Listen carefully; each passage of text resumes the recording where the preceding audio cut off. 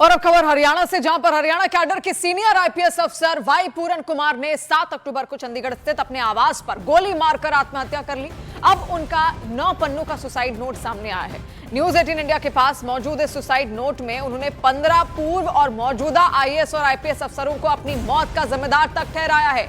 Suicide note में आरोप लगाया कि उनके साथ जाति के आधार पर भेदभाव किया गया और उन्हें मानसिक रूप से परेशान किया गया। 8 पन्नों के सुसाइड नोट में लिखा है कि जानबूझकर उनको प्रमोशन से रोका गया, उनकी सालाना रिपोर्ट में गलत टिप्पणियां लिखी गई और उनके खिलाफ झूठी जांचें शुरू की गई।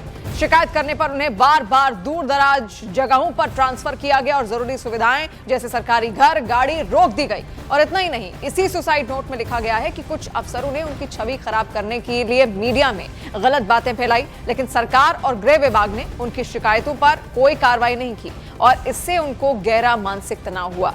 देखिए, तमाम बातें उनके सुसाइड नोट में लिखी गई थी।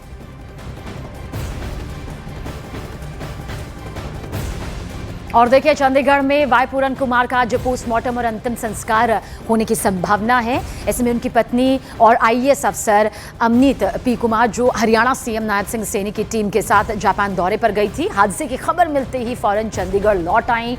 अमनीत ने चंडीगढ़ पुलिस में हरियाणा डीजीपी और रोहतक एसपी के खिलाफ शिकायत दर्ज कराई है। चंडीगढ़ लौटते ही अमनीत पी कुमार आपको बता दें कि सेक्टर 16 के अस्पताल में शवगृह पहुंची, मौचरी पहुंची और अपने पति का शव देखने के बाद बाहर आ गई। बताया जा रहा है कि एडीजीपी वाई पूरन कुमार का पोस्टमार्टम आज ही किया जाएगा। वाई पूरन सुसाइड नोट के साथ ही एक वसीयत भी छोड़ गए हैं, जिसमें सारी संपत्ति उन्होंने अपनी पत्नी के नाम यहां पर कर दी है।